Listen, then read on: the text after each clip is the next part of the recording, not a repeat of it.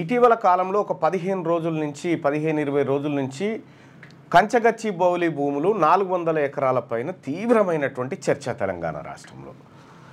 ఏ ఇద్దరు కూర్చున్నా కూడా గచ్చిబౌలి భూములు 400 ఎకరాల భూముల్ని గత ప్రభుత్వం కొట్టేయాలని చూసిందని ఒక ఆయన, ఈ ప్రభుత్వం తాకట్టు పెట్టిందని ఒక ఆయన, వీళ్ళిద్దరు కలిసి ఇంకొకరికి అమ్మాలని చూసిరు అనేది ఒక ఆయన, ఇది యూనివర్సిటీ భూములు యూనివర్సిటీకి రిజిస్టర్ చేయాలని ఇంకొక వర్గం.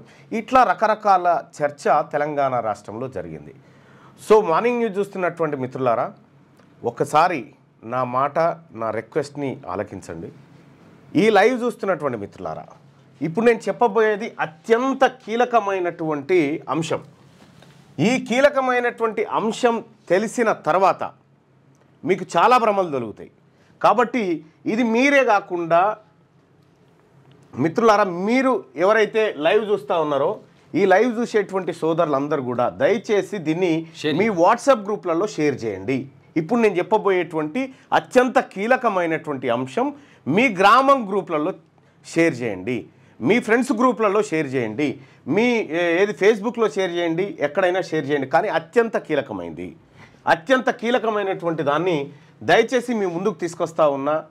నేను ఇది చెప్పడం కోసం అహోరాత్రి కూర్చొని రాసుకొని ఈ వ్యవహారం తీసుకొని వచ్చిన. దయచేసి ఈ విషయాన్ని ఎక్కువ మందికి చేరే విధంగా మీరు షేర్ చేయాల్సిందిగా మీ అందరినీ రిక్వెస్ట్ చేస్తూ ఉన్నాను. కావాలంటే ఒక నిమిషం టైం తీసుకోండి. ఒక నిమిషం టైం తీసుకొని అయినా మీరు మీ గ్రూప్లలో షేర్ చేసి చెప్తే నేను విషయంలోకి వెళ్తా. సో ఇవాళ ఒక 400 ఎకరాల భూముల పంచాయతీ ఏం జరుగుతూ ఉంది, ఇది ఎక్స్క్లూజివ్ రిపోర్ట్. ఏం జరిగింది, ఏం జరుగుతూ ఉంది అనేటువంటి అంశంలో ఇవాళ మనం అందరం దాని చుట్టూ తిరుగుతూ ఉన్నాం కదా. అత్యంత కీలకమైనటువంటి ఒక విషయాన్ని ఇవాళ చరిత్ర ఆధారంగా మీ ముందుకు తీసుకొస్తా ఉన్నాను. సో దానికోసం మిత్రులారా లైక్ చేయండి, మీ గ్రూప్లలో ఇది షేర్ చేయండి. ఇక వివరాల్లోకి వెళ్తే ఇప్పుడు 400 ఎకరాల భూముల విషయంలో మనమందరం కూడా ఈ చూసినటువంటి వాళ్ళందరం కూడా సేవ్ HU పర్యావరణాన్ని కాపాడాలి, ఈ భూములు యూనివర్సిటీకి రీసి మనం అందరం మన ఫేస్బుక్లో, సోషల్ మీడియాలో, ఇన్స్టాలో ఎక్కడ పడితే అక్కడ షేర్లు చేసినాం. సో దాన్ని కాపాడాలనేటువంటి ప్రయత్నం చేసినాం. సో అందరికీ హ్యాట్సప్ ఆ విషయంలో. కానీ కేవలం 400 ఎకరాల భూములకు సంబంధించినటువంటి అంశం చుట్టూ మనము 10-15 రోజులుగా తిరుగుతూ ఉన్నాం కదా. ఒక్కసారి నేను చెప్పే లెక్కలు, నేను చెప్పేటువంటి అంశాలు గుండె నిబ్బరం చేసుకొని చూడండి. చాలా కీలకం. షేర్ చేయండి. ఒక్క నిమిషం టైం తీసుకున్నా సరే, ఒక్క నిమిషం టైం తీసుకున్నా సరే ఖచ్చితంగా షేర్ చేయండి. ఇది ఎక్కువ గ్రూప్లకు చేరాలి. నేను ఇప్పుడు 1948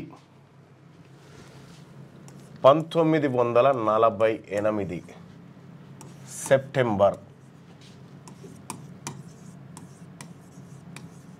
17 నాటికి పోదాం ఒక్కసారి.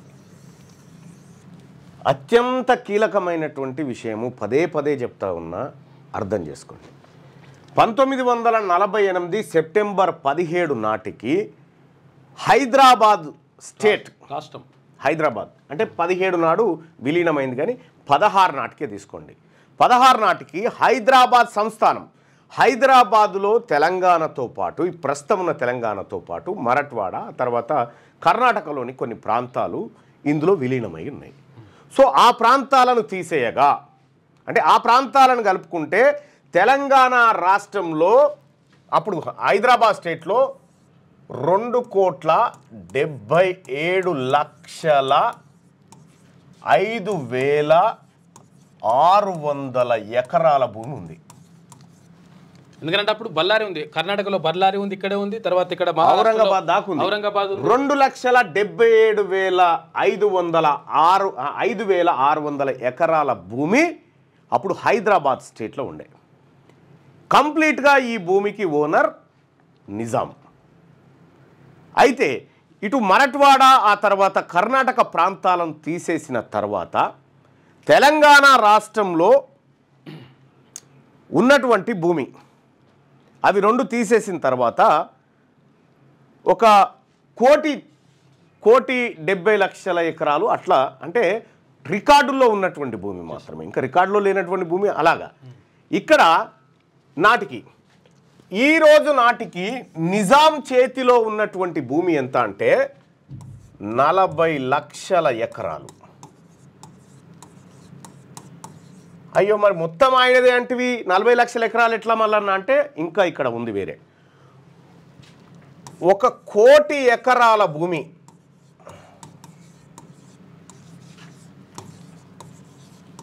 జాగీర్దార్ల మీద ఉంది. జాగీర్దార్ల పేరున 1 కోటి ఎకరాల భూమి ఉంది.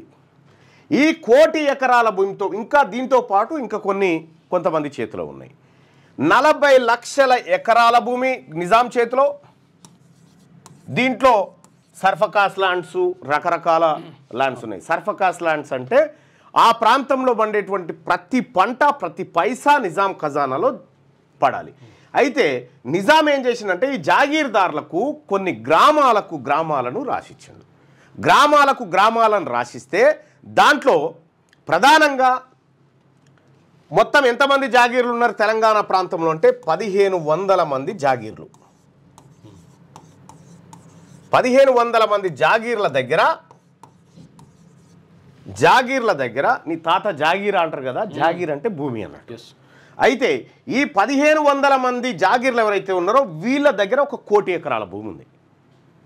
అందులో 1 కోటి ఎకరాల భూమి ఉంది కదా, అందులో గద్వాల సంస్థానం,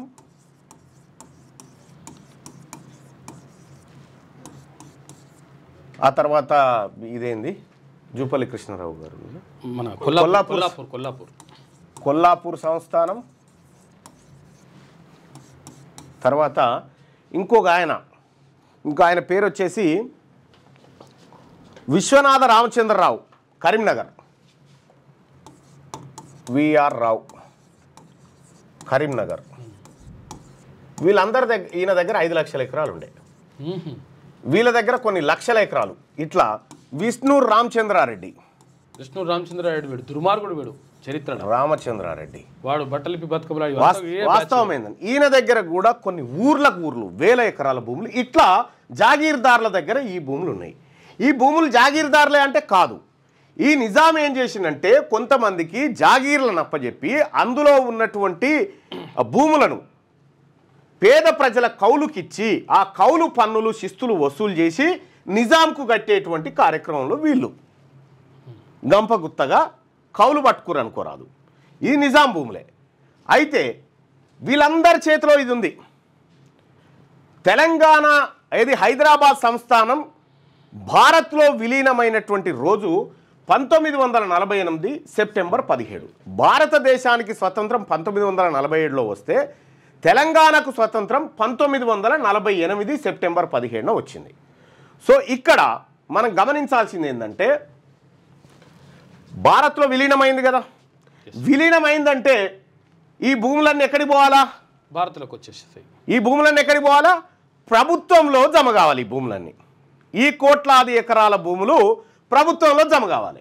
కానీ ఏం జరిగింది అనేది ఒకసారి చూస్తే 1949లో హైదరాబాద్ స్టేట్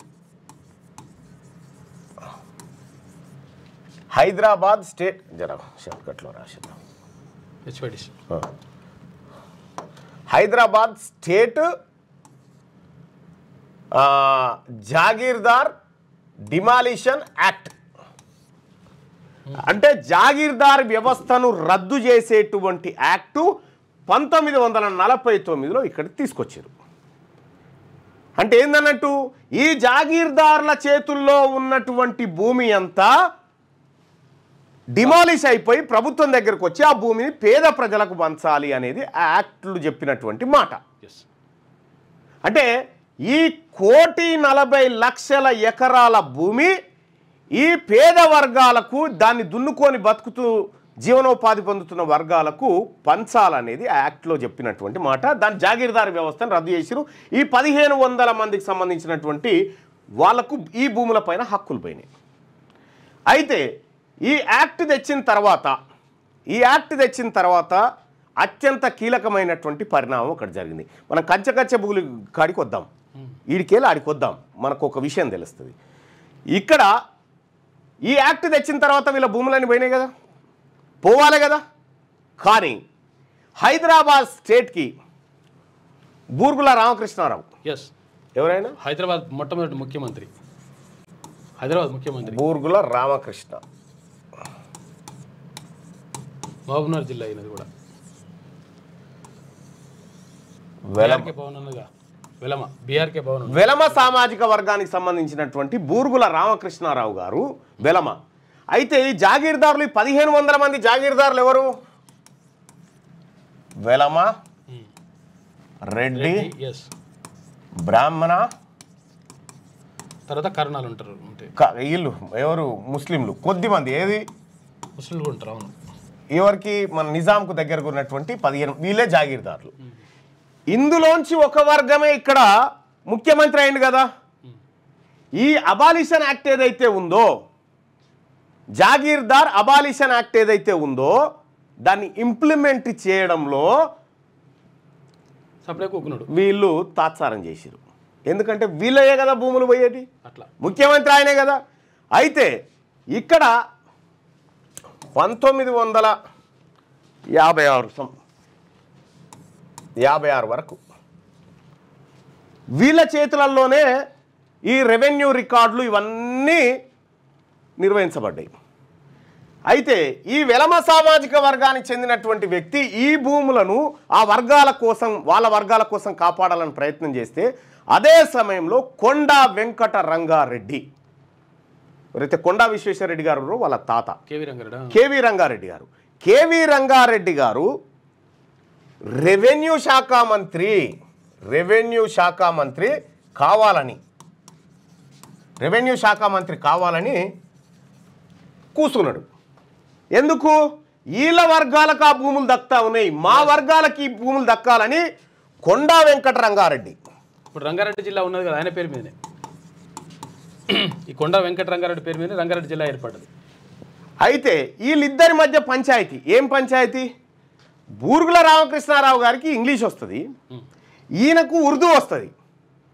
కాబట్టి నువ్వు రెవెన్యూ శాఖను నిర్వహించలేవు అని వీళ్ళిద్దరి మధ్య పేచి నడుస్తుంది. పేచి నడిస్తే చెన్నారెడ్డి గారు వెంకటరంగారెడ్డి గారిని ఇంగ్లీష్ నేర్చుకోమని చెప్తాడు వీళ్ళ అల్లుడు. అయితే నేను ఇతర శాఖలు నిర్వహిస్తున్నా కదా, దానికి అడ్డు రాని ఇంగ్లీషు దీనికే ఎందుకు అడ్డొచ్చింది అని వీళ్ళు యుద్ధానికి దిగుతారు. ఇది ఈ స్టోరీ సినిమా స్టోరీ కాదు ఇది. ఇగో Shri K V Ranga Reddy the gentleman అనేటువంటి పుస్తకంలో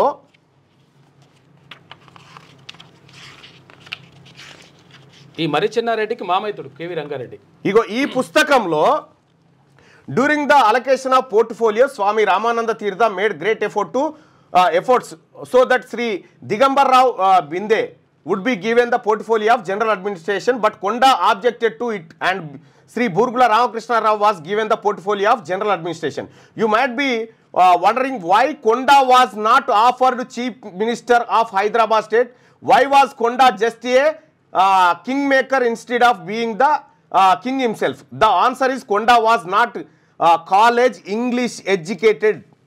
English inagradan. Sri Burgula Ramakrishna Rao who graduated from the prestigious Ferguson College in Pune used to contribute articles in English ఇందులో రాసేది. అయితే కొండ who his entire education was in Urdu language ఇందులో చదివిండు. అయితే ఇక్కడ రెవెన్యూ మినిస్టర్ కావడానికి ఈ సాకు చూపెట్టినప్పుడు కొండ వర్గం అంతా కలిసి రెవెన్యూ మినిస్టర్ సాధించుకుంటుంది.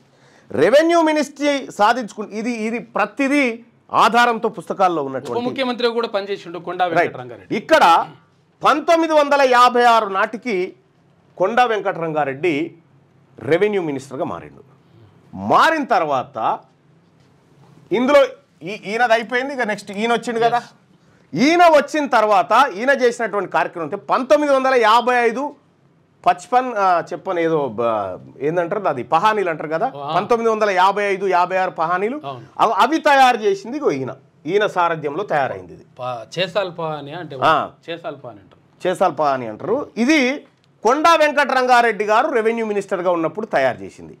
సో ఇక్కడ వాస్తవానికి ఈ యాక్ట్ డిమాలిష్ అయిన తర్వాత ఏది జాగీర్దార్ వ్యవస్థ పోయిన తర్వాత ఈ భూములు ప్రజలకు రావాల్సి ఉంటే వీళ్ళిద్దరి మధ్యలో అధికార మార్పిడి జరిగి రెవెన్యూ వ్యవస్థను వీళ్ళ గుప్పిట్లో పెట్టుకొని ఇంప్లిమెంట్ కాకుండా తూతూ మంత్రంగా పేదోళ్ళకు పంచి మొత్తం వాళ్ళ గుప్పిట్లోనే పెట్టుకోరు.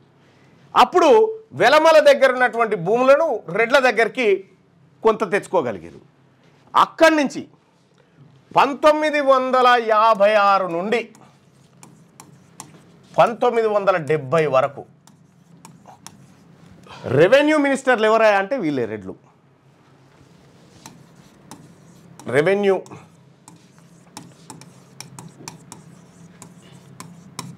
రెవెన్యూ మినిస్టర్లు వీళ్ళే, రెడ్లే. వీళ్ళ చేతిలోనే ఈ నిర్వహణ అంతా జరిగింది. ఈ నిర్వహణ అంతా జరిగిన తర్వాత కరెక్ట్గా 19 వీళ్ళ ఎట్లా అంటే ఎక్కడికక్కడ ఊర్లు గీర్లు అంత వాళ్ళే అనేటువంటి పరిస్థితి క్రియేట్ అయిపోయింది. ఆ జాగీర్దార్ వ్యవస్థపై కొత్త వ్యవస్థగా వచ్చింది, భూస్వామ్య వ్యవస్థగా మారింది. అది భూస్వామ్య వ్యవస్థగా మారి సందర్భంలో ఒకానొక రోజు 1970 పివి నరసింహారావు, పాములపర్తి వెంకట నరసింహారావు సీఎంగా చేసిండు, ముఖ్యమంత్రి అయ్యిండు. ఈయన బ్రాహ్మణ సామాజిక వర్గానికి సంబంధించినటువంటి వ్యక్తి. ఓకే, బ్రాహ్మణ సామాజిక వర్గానికి సంబంధించినటువంటి వ్యక్తి పివి నరసింహారావు. ఈయన వచ్చి ఒకరోజు ఇందిరాగాంధీతోని ఫ్లైట్లో ప్రయాణిస్తూ ఉన్నాడు. ఎవరు? పివి నరసింహారావు గారు. ఇందిరాగాంధీ గారితో ఫ్లైట్లో ప్రయాణిస్తున్నటువంటి సమయంలో పివి నరసింహారావు గారు ఇందిరాగాంధీ ముందు ఒక మాట అన్నాడు. ఏమని? మేడం, ల్యాండ్ సీలింగ్ యాక్టు మీకు ఇష్టమేనా తేవడం అని అడిగాను. ఆమె ఎస్ నాకు ఇష్టం అని చెప్పింది. ఇది మళ్ళా ఇది ఎక్కడి కథ అనుకున్నారు? కాదు, ఇది కథ కాదు, ఆధారం. జాతిరత్న పివి నరసింహారావు తెలుగు అకాడమీ బుక్లో ఆచార్య జి చెన్నకేశవరెడ్డి రాసినటువంటి పుస్తకంలో ఇగో పేజ్ నెంబర్ 86లో పివి స్టేట్ కాంగ్రెస్ కార్యదర్శిగా ఉన్నప్పుడే నెహ్రూ ఆదేశాల మేరకు భూపరిమితి చట్టాన్ని రూపకల్పన చేశాడు. అయితే అప్పట్లో దాన్ని ఎవరు పట్టించుకోలేదు. ఒకసారి ముఖ్యమంత్రి అయిన తర్వాత ఇందిరాగాంధీతో విమానంలో ప్రయాణిస్తున్నప్పుడు పివి, మేడం మీరు భూ సంస్కరణల పట్ల సీరియస్గా ఉన్నారా అని అడిగితే అఫ్కోర్స్ తప్పనిసరి అనేటువంటి మాట ఆమె చెప్పింది. చెప్పిన తర్వాత ఏం జరిగిందంటే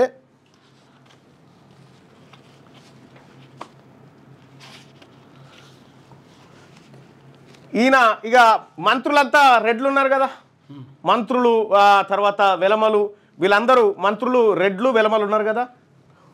ఈయన సీఎం, మంత్రులు రెడ్లు వెలమలు వీళ్ళున్నారు. ఈయన ల్యాండ్ సీలింగ్ యాక్ట్ను ఏది ఆ ల్యాండ్ సీలింగ్ ఎంత? మీకు 1000 ఎకరాలు ఉంటే కుదరది, ఒక్కరి దగ్గర 54 ఎకరాల కంటే ఎక్కువ ఉండొద్దని చెప్పిండు. భూపరిమితి చట్టం తీసుకొచ్చి భూపరిమితి చట్టం ల్యాండ్ సీలింగ్ యాక్ట్ అనేటువంటిది పివి నరసింహారావు గారు తీసుకొచ్చారు.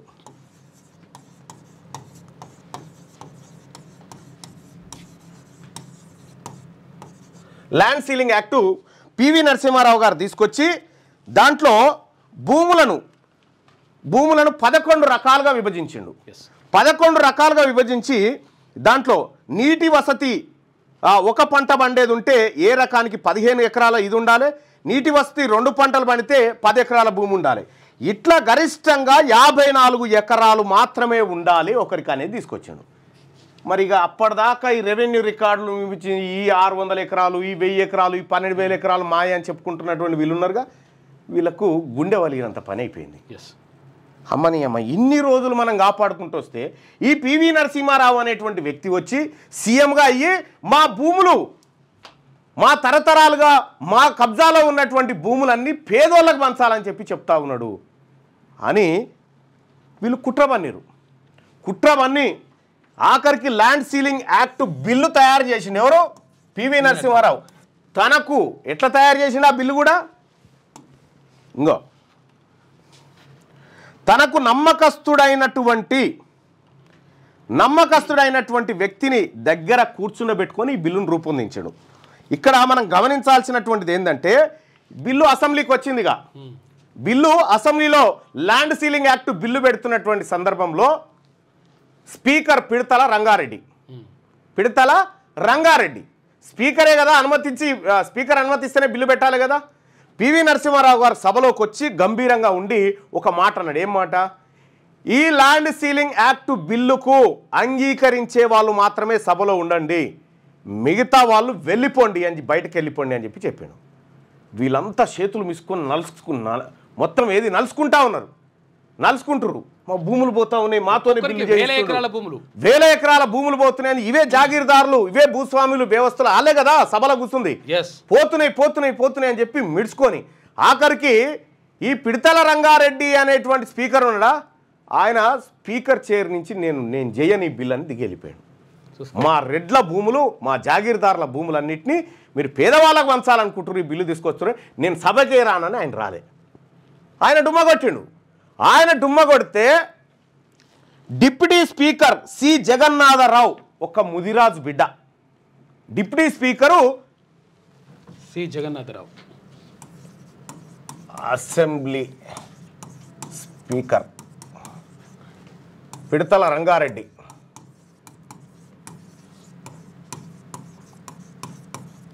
పిడతల రంగారెడ్డి ఉండే డిప్యూటీ స్పీకర్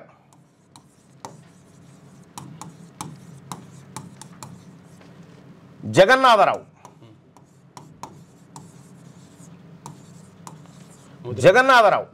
ఈయన ముదిరాజ్ సామాజిక వర్గానికి సంబంధం. ఈయనకు పాదాభివందనం చేయాలి. ఈయన ఏం చేసిండు, స్పీకర్ చైర్లో కూర్చొని బిల్లును ఇంట్రడ్యూస్ చేయించాడు. నేను చూసుకుంటా అని చెప్పిండు స్పీకర్. బిల్లును ఇంట్రడ్యూస్ చేయిస్తే ఇది అక్కడ మంత్రివర్గంలో ఉన్న వాళ్ళు బయటికి పోనీకి లేదుగా. అందరికీ పివి నరసింహారావు ఏం చెప్పిండు, ఇది ఇందిరమ్మ బిల్లు, ఇందిరమ్మ పథకం, దాన్ని వ్యతిరేకిస్తే బాగుండదని సీరియస్గా వార్నింగ్ ఇస్తే కూసున్నారు, నసిగిర్రు. అయితే ఎప్పుడైతే జగన్నాథ ఈయనను డుమ్మగొట్టించారు, పిడతల రంగారెడ్డిని సభకు రాకుండా ఆ వర్గాలలో అడ్డుకున్నారు. ఏది ఆయనకు చెప్పిరు. ఇక జగన్నాథరావుకు కూడా పైసలు భారీ మొత్తంలో ఎర చూపిర్రు. అది ఇన్ననే రాసింది. ఇక చూడండి, ఈ బిల్లు అసెంబ్లీలో ప్రవేశపెట్టనున్నాడని ముందుగానే గ్రహించిన స్పీకర్ పిడతల రంగారెడ్డి ఈ బిల్లుకు తాను సాక్షిదారుడిగా ఉండనని ఇష్టపడక ఏదో మిష మీద సెలవు పెట్టి తప్పుకున్నాడు. పిడతల రంగారెడ్డి భూస్వామ్య వర్గానికి చెందిన వాడే గాక భూస్వామి కూడా. తాను స్పీకర్గా స్థానంలో లేకుంటే బిల్లు వాయిదా వేసుకుంటాడేమోనని అనుకున్నాడు. కానీ వెనుకబడిన వర్గాలకు చెందిన డిప్యూటీ స్పీకర్ సి జగన్నాథరావు ఈ బిల్లు విషయంలో సంపూర్ణ మద్దతు ఇచ్చారు. ఆయనకు భూస్వామ్య వర్గాలు బిల్లును వాయిదా వేయించడానికి ఎంతో పెద్ద మొత్తంలో ఇవ్వజూపినా సి జగన్నాథరావు వాళ్ళ ప్రయత్నాలకు లొంగలేదు. మస్తు పైసలు ఆశ చూపించారు ఈ బీసీ బిడ్డకి, జగన్నాథరావుకు, ఈ బిల్లు పాస్ కాకుండా చేయాలని. కానీ ఆయన లొంగలేదు. కాంగ్రెస్ పార్టీలోని ధనిక భూస్వామ్య వర్గాలు ఈ బిల్లును అడ్డుకోవడానికి తెర వెనుక లాబీ ఎంత చేయాలో అంత చేశారు. పివి నరసింహారావు ఒక నమ్మకస్తుడైన డిప్యూటీ కార్యదర్శి స్థాయి డ్రాఫ్ట్ మ్యాన్తో కలిసి బిల్లును చాలా పకడ్బందీగా రూపొందించడం జరిగింది. ఎంతో హోంవర్క్ చేశారు ఇద్దరు. పివి అసెంబ్లీ హాల్లోకి ప్రవేశించి గంభీరంగా గొంతు సవరించుకొని భూ సంస్కరణలను సమర్థించే వారంతా శాసనసభలో కూర్చోవచ్చు, మిగతా వారంతా వెళ్ళిపోవచ్చని స్పష్టంగా ప్రకటించాడు. భూస్వామ్య వర్గానికి చెందిన ఎమ్మెల్యేలు లేచి కేకలు పెట్టారు. మంత్రివర్గ సభ్యులంతా ఇది ఇందిరమ్మ పథకం అని నోరు మూసుకొని కూర్చున్నారు. కానీ భూస్వామ్య వర్గ మంత్రులకు లోపల ఇష్టం లేదు, కుత ఉడికిపోతున్నారు. అసెంబ్లీలో బిల్లు ప్రవేశపెట్టగానే వాళ్ళు కూడా సనగడం మొదలు పెట్టారు. సారవంతమైన వాటిని బట్టి కేటగిరీలుగా విభజించినటువంటి ఇది భూ సంస్కరణల బిల్లు పెట్టే టైంకి రెడ్లు దాన్ని అడ్డుకోవడానికి పిడతల రంగారెడ్డి తప్పించుకొని పోయిండు. ఈ బిల్లును ప్రవేశపెడితే ఎట్లా అని చెప్పి జగన్నాథరావుకు భారీగా డబ్బులు ఎరచూయించారు. ఈ రకంగా బిల్లు వచ్చేసింది. మొత్తానికి బిల్లు వచ్చిన తర్వాత వీళ్ళు ఏం చేసిరు, మనకు పాట ఉంటుంది, నూటికి ఏదో కుక్క పేరున నక్క పేరున లెక్కలు రాసి దోచుకున్నారనేటువంటి ఒక పాట ఉంటుంది. అదేం పాట? ఆర్ నారాయణమూర్తిదో ఏదో దాసరి నారాయణరావుదో ఒక సినిమాలో ఉంటుంది. ఆ కుక్క పేరున నక్క పేరున ఇక్కడ ఎంటర్ అయినాయి అవి. ఏమని, ఈ 54 ఎకరాల కంటే ఎక్కువ ఉండొద్దంటే ఏం చేసిరు, ఇంట్లో పని ఉన్న పేరు మీద, వీళ్ళకు కూడా తెలియదు ఆ భూములు ఉన్న సంగతి, వీళ్ళ పేరు మీద వాళ్ళ పేరు మీద చేసి పేదవాళ్ళకి వంచకుండా మళ్ళీ వీళ్ళ చుట్టే తింపుకొని అట్లా చేసిరు. ఈ ఏదైతే ల్యాండ్ సీలింగ్ యాక్ట్ ఉందో ఈ ల్యాండ్ సీలింగ్ యాక్ట్ని అట్లా దెబ్బ కొట్టిరు. వీళ్ళే కొట్టిన తర్వాత ఈ దెబ్బ కొట్టిన తర్వాత ఇప్పుడు నిజాం దగ్గర ఉన్న 40 లక్షల ఎకరాలు, వీళ్ళ చేతిలో ఉన్న 1 కోటి ఎకరాలు, ఇది వాస్తవానికి పేదవాళ్ళకి దక్కాల్సిన భూమి. దక్కకుండా ఎన్ని రకాలుగా ల్యాండ్ సీలింగ్ యాక్ట్ దాకా తీసుకొచ్చారో మీరు చూడండి. ఆ తర్వాత వీళ్ళు ఈ అన్యాయం చేస్తున్నారని చెప్పి పివి నరసింహారావు గారు మా భూములు గుంజుకున్నాడని శకబెట్టి ఈయనని సీఎం పదవి నుంచి దించేసారు. వీళ్ళే ఈ రెడ్లు వెలమలు కలిసి పివి నరసింహారావు గారిని పదవి నుంచి దించేసారు. మీకు ఒకటి తెలుసో లేదో, పివి నరసింహారావు గారు చనిపోతే కేసీఆర్ గారు పోలే, కానీ పివి నరసింహారావు గారి కూతుర్ని ఎమ్మెల్సీని చేసిండు. సో వాళ్లకు పివి కుటుంబం పైన, బ్రాహ్మణ సామాజిక వర్గం పైన, ఈ రెండు వర్గాలకు అత్యంత కోపం ఉంటుంది. వాస్తవానికి పేద వర్గాలకు భూమి అందాలని ఆలోచన చేసింది పివి నరసింహారావు గారు, బ్రాహ్మణుడు అయ్యుండి. ఆయన చేయడమే కాదు, ఆయనకున్న 500 ఎకరాల భూమిని పంచిండు పేదోళ్లకు. ఈ రకంగా పంచితే ఈ రెడ్లు వెలమలు కలిసి